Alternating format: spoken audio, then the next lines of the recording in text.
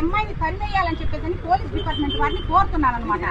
ఆ అమ్మాయి వెళ్ళిపోతే చాలా ఏ దళిత సంఘ మాదిగ బ్రహ్మయ్య గారికి ఆయన ఎవరు ప్రభుదాసు ఎవరి దగ్గర పోయినా చీ చీ అని అంటున్నారని చెప్పేసి తనే ఒకటి కొత్తగా దళిత బహుజన్ మహిళా అభ్యుదయం ఏదో పెట్టింది.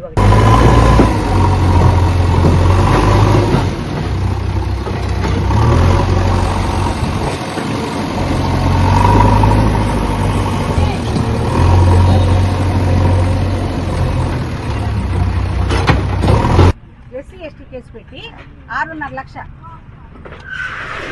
బాధితులు ఉన్నారన్నమాట. మీకు కావాలంటే మీకు ప్రూఫ్తో సహా మొత్తం జనాలందరినీ పిలిపిస్తారు. చూడండి, ఇది ఏ పార్టీకి సంబంధం లేదు. వాళ్ళు చాలా నీచాటి నీచ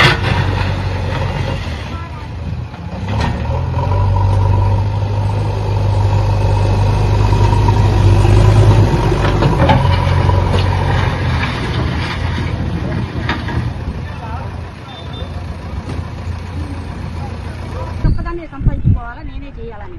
నేను ఇది చెప్పడానికి కారణం ఏంటంటే పార్టీకి ఎటువంటి సంబంధం.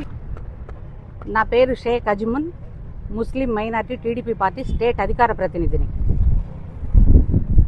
ముందుగా మీడియా మిత్రులకి నా నమస్కారాలు తెలియజేస్తున్నానండి. ఈరోజు ఇది జర్నలిస్ట్ కాలనీ సెకండ్ లైన్. ఇక్కడ జనార్దన్ అన్న గారు కమ్యూనిటీ హాలు బీదా బిక్కి ఎంతోమంది ఉంటారు. వాళ్ళు ఏదన్నా పెద్ద పెద్ద ఫంక్షన్ హాల్ అవి తీసుకోవటానికి కుదరదు కాబట్టి ఎలక్షన్స్కు ముందు ఇక్కడ జర్నలిస్ట్ కాలనీలో కమ్యూనిటీ హాల్ కడతాను ఈ ప్లేస్లో అని చెప్పేసి చెప్పారు. అదేవిధంగా ఇప్పుడు ఆయన కమ్యూనిటీ హాల్ కట్టడానికి 20 లక్షలు శాంక్షన్ చేయించారనమాట. కమ్యూనిటీ హాల్ స్టార్ట్ చేయడానికి మున్సిపల్ ఆఫీస్ వాళ్ళందరూ వాళ్ళు సైట్ కొలతలు వేసుకుంటుంటే దానికి నన్ను ఆపాదించి ఏమండి మేమెంత మా రేంజ్ ఎంత మేము చెబితే వచ్చి మున్సిపాలిటీ వాళ్ళు వచ్చి ఎవరి స్థలాలైనా ఎవరి ఇళ్ళైనా తీసేస్తారా చెప్పండి. వాళ్ళకి అవసరమై వాళ్ళకి ఎంతవరకు అవసరమో వాళ్ళు ఏదో చేయాలనుకుంటేనే కానీ గవర్నమెంట్ స్థలం 15 సంవత్సరాల నుంచి ఉంటున్నాను ఇక్కడ అని అంటుంది. 15 సంవత్సరాల నుంచి ఉంటే ఇదిగోండి పట్టపగులు నడి రోడ్డు మీద కబ్జా చేయటం చూడండి. పట్టపగులు ఇదే ప్లేసు ఇదే స్థలం ఇక్కడే పట్టపగులు కబ్జా చేసింది.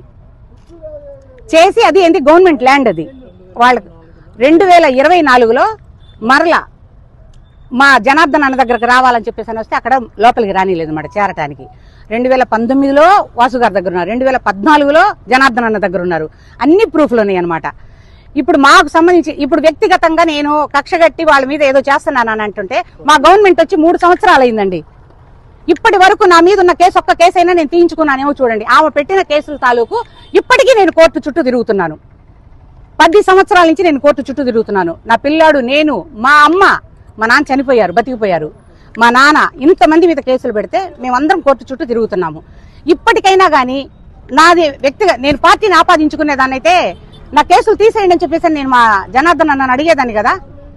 ఎక్కడ కూడా నేను రాజకీయానికి వంత పాడలేదు. ఇదిగోండి కేసు తాలూకు వివరాలు మొత్తం ఫైళ్లు. నిన్న ఈ స్థలం కబ్జా చేసినందుకు ఇదిగోండి నిన్న ఇచ్చారు సమన్లు. ఈమె కబ్జా చేస్తూ ఉంటే నేనెక్కడో నా ఇంట్లో ఉంటే ఎవరో సోషల్ మీడియాలో పెట్టిన దానికి నా మీద కేసు, నా మీద బోను దుర్గా నిన్నిచ్చారు. నిన్న కోర్టులో అటెండ్ అయితే ఇది మళ్ళీ కొత్తగా ఒక కేసు.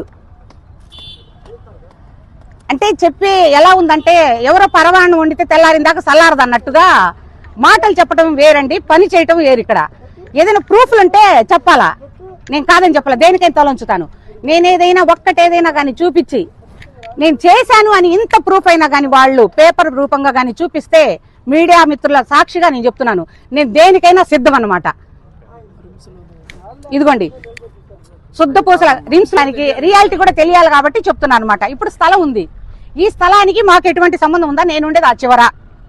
నేనేమన్నా ఈ 15 ఏళ్లలో 2 స్టేర్లు బిల్డింగ్ వేసి కబ్జా చేసేమన్నా ఇళ్ళు వేసానా?